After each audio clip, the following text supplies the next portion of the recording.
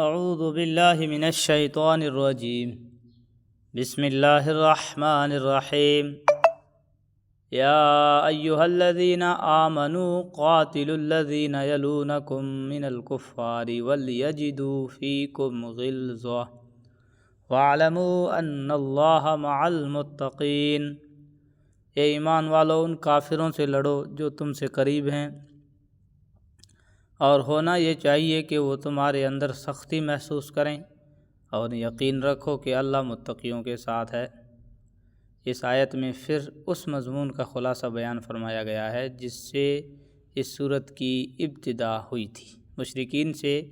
برات کا جو اعلان کیا گیا تھا، اس میں ہر مسلمان کا یہ فرض تھا کہ وہ ان مشرکین سے جنگ کے لیے تیار رہے۔ جو اس اعلان برات پر عمل نہ کریں، جیسا کہ شروع میں عرض کیا گیا، وہ نو مسلم جو فتح مکہ کے بعد مسلمان ہوئے تھے،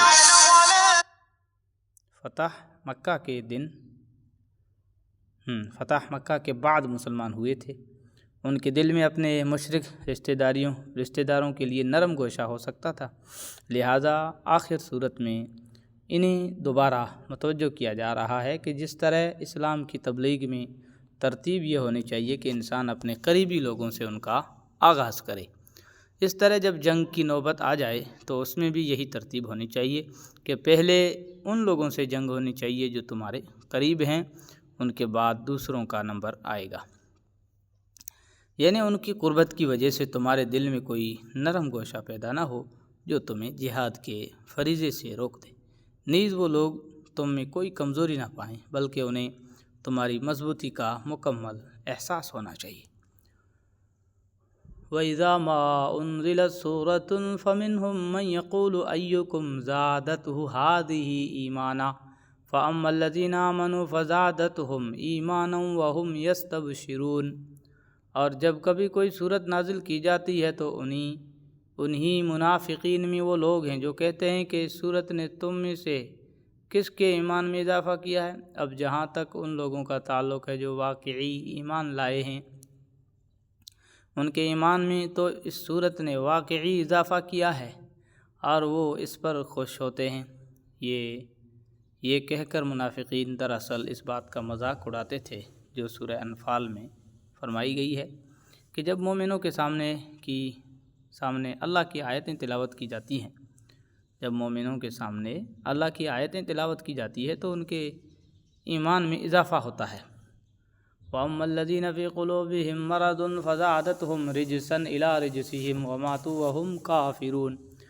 رہے وہ لوگ جن کے دلوں میں روگ ہے تو اس صورت نے ان کی گندگی میں کچھ اور گندگی کا اضافہ کر دیا ہے،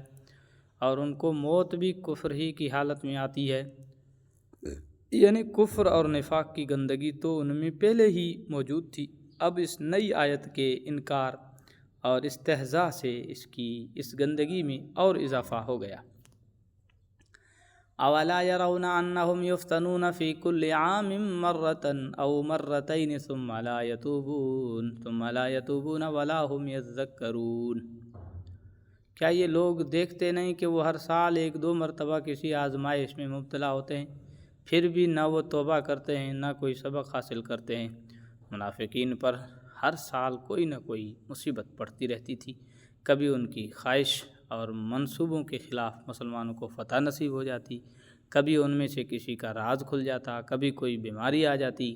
کبھی فقر و فاقہ میں مبتلا ہو جاتے۔ اللہ تعالیٰ فرماتے ہیں کہ یہ مصیبتیں ان کو متنبہ کرنے کے لیے کافی ہونی چاہیے تھی، لیکن یہ لوگ کوئی سبق نہیں لیتے۔ وَإِذَا مَا أُنزِلَتْ سُورَةٌ نَظَرَ بَعْضُهُمْ إِلَىٰ بَعْضٍ هَلْ يَرَاكُم مِّنْ أَحَدٍ ثُمَّ انصَرَفُوا صَرَفَ اللَّهُ قُلُوبَهُم بِأَنَّهُمْ قَوْمٌ لَّا يَفْقَهُونَ۔ اور جب کبھی کوئی صورت نازل ہوتی ہے تو یہ ایک دوسرے کی طرف دیکھتے ہیں اور اشاروں میں ایک دوسرے سے کہتے ہیں کہ کیا کوئی تمہیں دیکھ تو نہیں رہا، پھر وہاں سے اٹھ کر چلے جاتے ہیں۔ اللہ نے ان کا دل پھیر دیا ہے کیونکہ وہ ایسے لوگ ہیں کہ سمجھ سے کام نہیں لیتے۔ اصل بات یہ تھی کہ انہیں اللہ تعالیٰ کے کلام سے چڑ تھی، ان کی خواہش اور کوشش یہ رہتی تھی کہ اللہ تعالیٰ کا کلام سننے کی نوبت نہ آئے، لہٰذا جب حضرت صلی اللہ علیہ وسلم اپنی مجلس میں کوئی نئی صورت تلاوت فرماتے تو یہ بھاگنے کی کوشش کرتے تھے، لیکن اگر سب کے سامنے اٹھ کر جائیں تو ان کا راز فاش ہو جائے، اس لیے یہ ایک دوسرے کو آنکھوں میں اشارے کرتے کہ کوئی ایسا موقع تلاش کرو کہ کوئی مسلمان تمہیں دیکھ نہ رہا ہو، اور اس وقت چپکے سے اٹھ کر چلے جاؤ۔ لقد جاءکم رسول من انفسکم عزیز علیہ ما عنتم حریص علیکم بالمؤمنین رؤوف الرحیم۔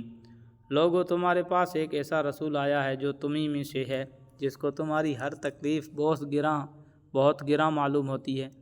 جسے تمہاری بھلائی کی دھن لگی ہوئی ہے، جو مومنوں کے لیے انتہائی شفیق نہایت مہربان ہے۔ فَإِن تَوَلَّوْا فَقُلْ حَسْبِيَ اللَّهُ لَا إِلَٰهَ إِلَّا هُوَ عَلَيْهِ تَوَكَّلْتُ وَهُوَ رَبُّ الْعَرْشِ الْعَظِيمِ۔ پھر بھی اگر یہ لوگ منہ موڑیں تو یہ رسول ان سے کہہ دو کہ میرے لیے اللہ کافی ہے، اس کے سوا کوئی معبود نہیں، اسی پر میں نے بھروسہ کیا ہے، اور وہی عرش عظیم کا مالک ہے۔ صدق اللہ العظیم۔